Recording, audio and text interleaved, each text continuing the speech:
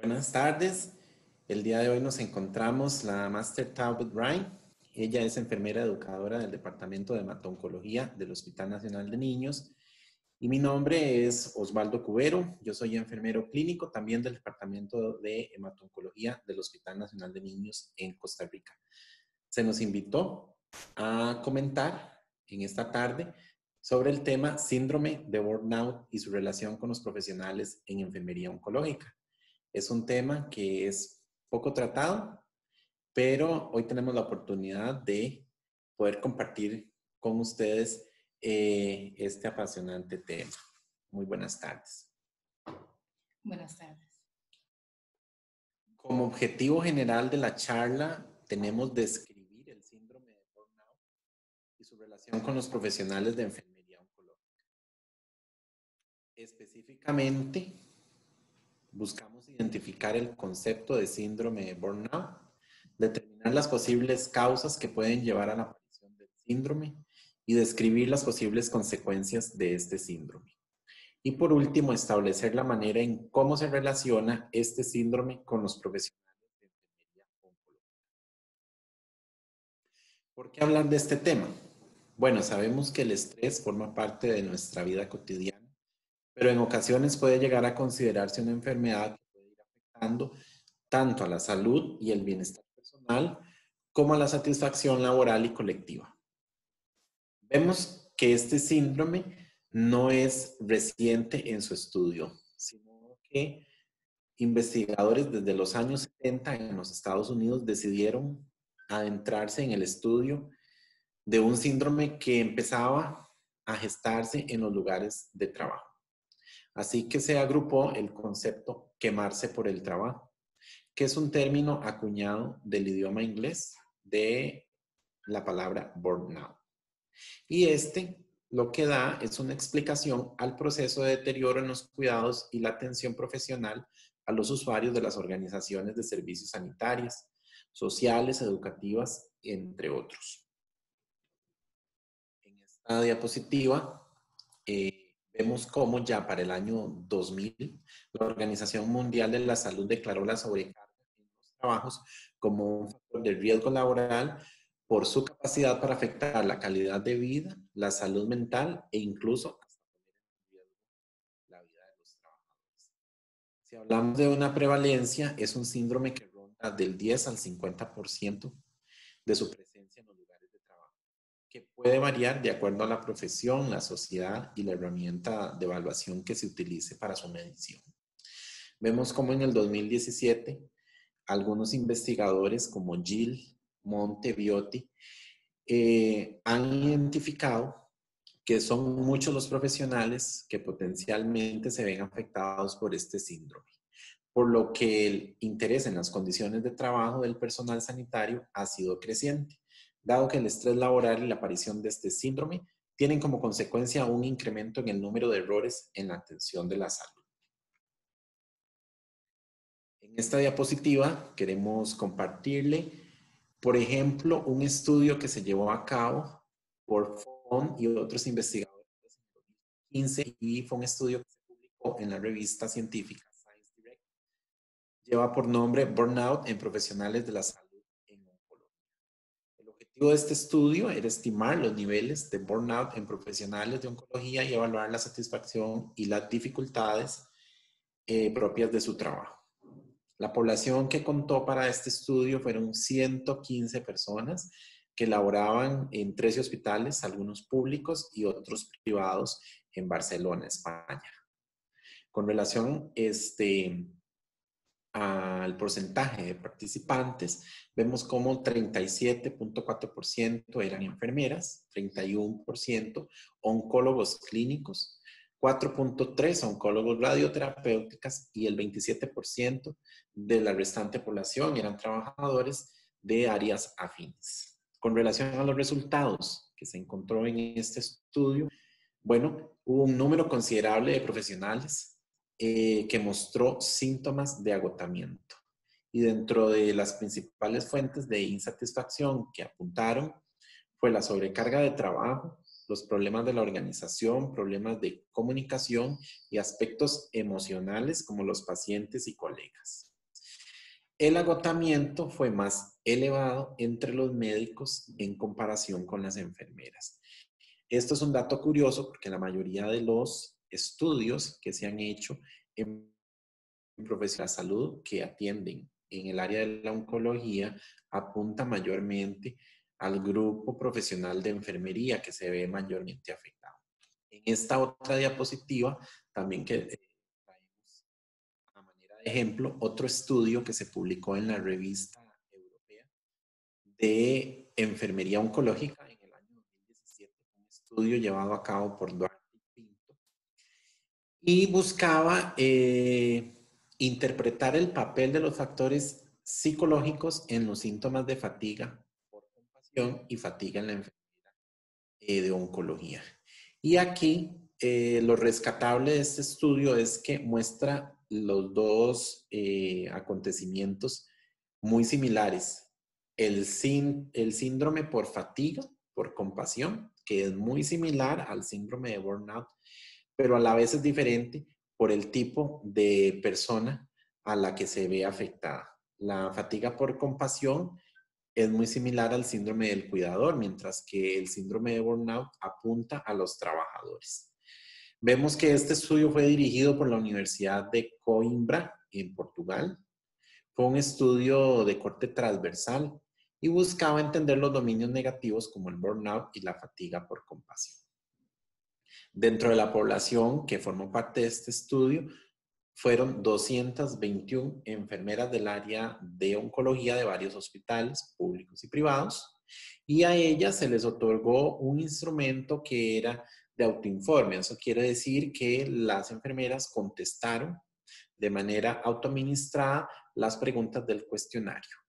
De aquí se rescató que el 29% de estas enfermeras manifestaron síntomas de burnout y 18% fatiga por compasión. Lo relevante del estudio es que el estrés ocupacional fue mayor en enfermeras del área de oncología. Estos dos estudios que les mostramos es para ejemplificar cómo al día de hoy el síndrome está presente en las unidades de oncología en el área de los profesionales que atienden a pacientes con estas patologías. ¿En quién puede darse este síndrome? Vemos que algunos investigadores, como Leal en el 2015 y Bresci en el 2008, apuntaron que este síndrome se ha establecido como una respuesta al estrés laboral crónico que ocurre con frecuencia en los profesionales de medicina, enfermería, educación, funcionarios de presidiarios, policías, trabajadores sociales. Y Santillana en el 2017 dice que es particularmente el personal que trabaja en contacto directo con usuarios de estas organizaciones, como por ejemplo las personas que van a atender pacientes, estudiantes, presidiarios e inclusive indigentes. Con relación a los exponentes que hablan sobre el síndrome de burnout, tenemos desde la corriente teórica de enfermería a Betty Newman. Esta enfermera creó un modelo de sistemas llamado modelo de sistemas de Newman, y desde la corriente de la psicología tenemos a su máxima exponente, Christina Masters. Ella llevó a cabo el desarrollo de un modelo llamado modelo multidimensional de Masters. De ambos vamos a hablar brevemente a continuación. Bueno, ¿y qué expone Newman dentro de su teoría? Dice que este modelo refleja la naturaleza de los organismos como un sistema abierto que se encuentra en constante interacción entre ellos y su entorno. De esta manera existen muchas necesidades, las cuales pueden provocar pérdida del equilibrio de este sistema y la estabilidad, por tanto, de la persona. El organismo debe poder compensar este equilibrio. Y es así como el estrés aumenta la necesidad de ajuste en este sistema. Dice Newman que este sistema llamado sistema cliente, que puede ser una persona, un paciente, un grupo etario o un grupo profesional, que en este caso sería el grupo profesional de enfermería y específicamente los que trabajamos en el área de la oncología. Es un sistema que forma parte de un sistema integral, pues pretende entender la dinámica de interacción del cliente con el entorno. Forma parte también de un sistema abierto, dado que mantiene un intercambio constante de energía, como sería el estrés y la respuesta que se le da. Asimismo, forma parte de un entorno en el cual se ve influenciado por fuerzas internas y las fuerzas externas que lo modifican y le hacen dar respuesta. Vemos entonces cómo este sistema se va a ver compuesto por una serie de líneas concéntricas. Las primeras son las líneas de resistencia, las que vemos ahí en color verde y de forma discontinua. Son los recursos que ayudan al sistema cliente o persona a defenderse de los elementos estresantes, siendo la primera barrera de defensa. Por ejemplo, entonces esta línea de resistencia se podría ejemplificar como el sistema inmunológico, esa primera barrera. Luego tenemos una línea normal de defensa, que ustedes pueden ver ahí de forma continua y en color azul. Representa el estado de estabilidad para la persona o el sistema. Sirve para valorar a lo largo del tiempo las desviaciones del bienestar. Su expansión refleja, por lo tanto, una mejora en el estado de bienestar. Y por último, una línea representada por puntos y líneas discontinuas en color rosado es la línea flexible de defensa. Esta lo que nos representa es un amortiguador de protección. Evita que los elementos estresantes crucen la línea normal de defensa y alteren el estado de bienestar. De esta manera, esta teorizante dice que existen elementos estresantes que son los estímulos productores de tensión. Dentro de estos tenemos las fuerzas intrapersonales, que son las respuestas cotidianas al estrés, como por ejemplo el insomnio, la cefalea o los cambios de temperamento en la persona. Tenemos también las fuerzas interpersonales, como las que se gestan entre dos o más individuos, como las interacciones entre el profesional y sus colegas, o las relaciones que existen también entre el profesional y sus subalternos y el profesional y sus jefaturas. Un ejemplo de ello serían los roces con relación a las expectativas de rol. Y por último, las fuerzas extrapersonales, que son las fuerzas que escapan al control de la persona y que pueden estar dictadas por el estrés generado por condiciones económicas, amenazas biológicas. Un ejemplo de esto sería, por ejemplo, hoy la pandemia del COVID-19, donde vemos cómo hay una amenaza biológica que es un virus hacia nuestra persona y que escapa a nuestro control.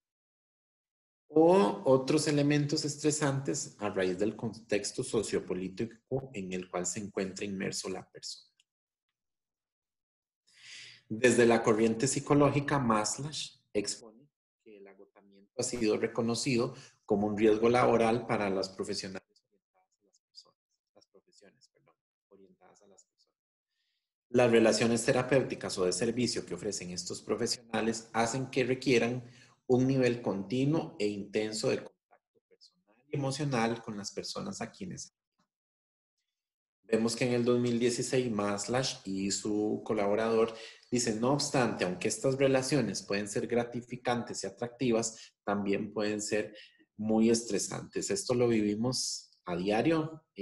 Nos gusta trabajar con el paciente oncológico por sus características, pero esto no le resta la gran sobrecarga emocional con la que lidiamos día a día. Recordemos que son pacientes que se encuentran ingresados para recibir un diagnóstico de cáncer.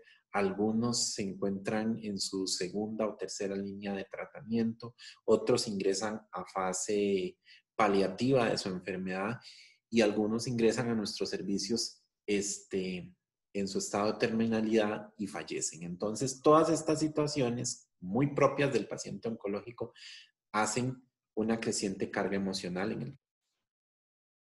¿Qué expone Maslow? Bueno, ella ya definió para el 2003 el síndrome como tal. Es un síndrome psicológico que implica una prolongada respuesta a factores estresantes en las áreas donde las personas se desarrollan laboralmente. Esto resulta en una incongruencia o inadaptación entre el trabajador y su trabajo. Por lo tanto, esta imagen nos representa a un enfermera que sufre del síndrome de burnout. Si recordamos lo que Newman decía en su modelo, hay una serie de fuerzas intrapersonales. Desde nuestra formación al profesional en enfermería se nos dice que debemos actuar bajo una evidencia científica, que aparte de eso tenemos que tener vocación, que tenemos que actuar con cierto grado de profesionalidad y guiados bajo una ética médica. Entonces, estos son elementos que se gestan a lo interno de cada profesional que no dejan de dar estrés a la hora de ejercer nuestra profesión. Si vemos como elementos estresantes intrapersonales, nos encontramos en constante manejo con jefes, algunos mediocres, algunos que no nos comprenden. También toda la demanda de los pacientes y como vemos ahí en la imagen, hay también recorte de recursos y en algunos casos se desempeñan funciones en precariedad laboral. Y si lo analizamos desde el punto de vista de elementos extrapersonales, ya se manejan también las cargas administrativas de los sistemas, porque sea como sea el profesional no solo actúa él como profesional, sino que se encuentra inmerso en un sistema al cual tiene que amoldarse, por ejemplo, con turnos de jornadas de hasta 24 horas, más la formación del personal que tiene a cargo. Vemos entonces como en el 2003 Maslach apunta que la característica que distingue a otros tipos de agotamiento por estrés en este síndrome en específico es que como fenómeno se desarrolla en el contexto interpersonal laboral, ya sea en relaciones con clientes, colegas o supervisores. Maslach se refiere en su modelo sobre 3 dimensiones y los menciona diciendo que el agotamiento emocional es la primera dimensión y esta se refiere al estrés del individual básico. ¿A qué se refiere? A que muchas veces estamos con un esfuerzo físico y un agotamiento de los recursos emocionales y esto va a conllevar a un desgaste y agotamiento, debilitamiento y fatiga. Además, la segunda dimensión que menciona Maslach es la despersonalización, que es una dimensión interpersonal. Se desarrolla de sentimientos y percepciones negativas, muchas veces que van a estar dirigidas a los pacientes, y una sensación de cinismo o un desapego al trabajo. La tercera dimensión es el sentimiento de bajo logro. El bajo logro también se conoce como una dimensión de autoevaluación, que es un logro personal reducido. Baja moral laboral, aquellas personas que no sienten satisfacción en el momento de estar laborando. ¿Cuáles son las causas del síndrome del burnout? Tanto que hemos hablado de los pacientes en el contexto de la parte de enfermería, podemos referirnos que hay algunas causas. Las largas horas de trabajo, que para nadie es un secreto el tiempo que muchas veces se pasa en el trabajo, 12 a 16 horas, inclusive 24. Hay un número insuficiente de personal. Se habla sobre la falta de reconocimiento de los profesionales. Hay una alta exposición a riesgos biológicos, físicos y químicos, especialmente en las áreas de oncología, por ejemplo, y la realización de actividades con un nivel asistencial altamente técnico. Nosotros nos manejamos con protocolos que son altamente complejos en el tratamiento y que eso también podría conllevar al síndrome del burnout. Carlotto y Pisanoto en el 2013 se refieren a algunas de estas causas y mencionan que las labores en las que se tiene contacto constante con el sufrimiento, el dolor y muchas veces la muerte, pues obviamente también van a ser causas del síndrome del burnout.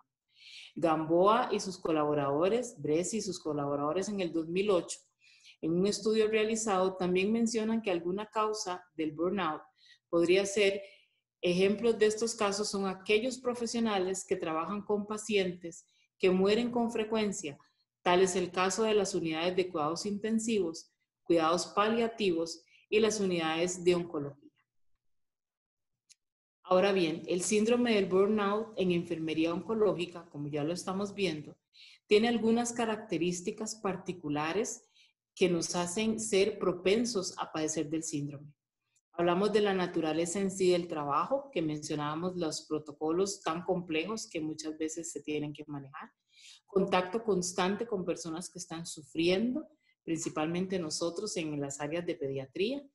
Hay una enorme carga emocional a la que han de hacer frente estos profesionales, la complejidad que es cada vez mayor de la oncología, ¿verdad? Constantemente se está cambiando los protocolos con el fin de poder aumentar la sobrevida del paciente, la necesidad de estar al día, ¿verdad? En congresos, en charlas, en capacitaciones, y la falta de una cultura de equipo que muchas veces se ve limitada en estas áreas. Podemos hablar que no solo hay características que son propias de la labor de la enfermera de oncología, sino que también hay unas características que son propias personales. ¿A cuáles nos referimos? A las personas que muchas veces están con bajos niveles de resistencia, o sea, es una sensación de control sobre los eventos o poca apertura al cambio. Personas que también tienen un locus del control externo, y estamos hablando que atribuyen a eventos o logros de otras personas o que es al azar, ¿verdad? Baja autoestima, y esto va a estar aunado a un estilo de afrontamiento evasivo. Típicamente constituye el perfil de un individuo que está propenso al estrés. Otra de las características personales pueden ser los rasgos de ansiedad, hostilidad, depresión, autoconciencia y vulnerabilidad. Lo que hace de estos individuos sean personas que están emocionalmente inestables y propensas a la angustia psicológica. También podemos encontrar que hay un comportamiento tipo A que Maslach y sus colaboradores en el 2001 se refieren a componentes que trabajan bajo presión, que son hostiles y con una excesiva necesidad de control. O sea, aquellas personas que nosotros llamamos en los lugares de trabajo personas perfeccionistas. La edad también es un factor. La teoría nos dice que a menor edad, mayor nivel de agotamiento, que nos da una idea controversial en cuanto a pensar que la persona que tiene mayor tiempo de trabajar es la persona que está más agotada, y sin embargo la teoría nos habla que la edad más bien es un factor contraproducente. La persona que es de menor edad es la persona que tiene mayor nivel de agotamiento. También se refiere al sexo. Indudablemente los trabajos o los lugares laborales donde están policías, enfermeras, la mayoría son mujeres. Entonces los estudios muestran que hay un mayor agotamiento para las mujeres que para los hombres. Las características de los lugares de trabajo: hay una alta demanda cuantitativa del trabajo. Hay demasiado trabajo para el tiempo que está disponible. En 8 o en 16 horas tratar de abarcar todo.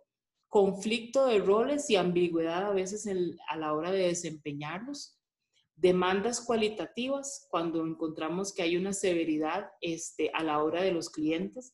En las patologías de oncología sabemos la diferencia que hay de un paciente a otro, aún padeciendo la misma enfermedad. Hay una ausencia de los recursos laborales, falta de apoyo de parte de los supervisores y jefaturas, eso no es un secreto, y la falta de retroalimentación muchas veces en los trabajos. ¿Cuáles son las consecuencias? ¿Qué es lo que pasa después de que la persona experimenta el síndrome del burnout? Bueno, hay varias formas de reacciones negativas. Individualmente, Maslach y sus colaboradores en el 2016 y Brescia en el 2008 nos han mostrado que individualmente las personas pueden sentir insatisfacción laboral, hay un bajo compromiso con la organización, hay ausentismo, intención de dejar el trabajo y hay un abandono del trabajo.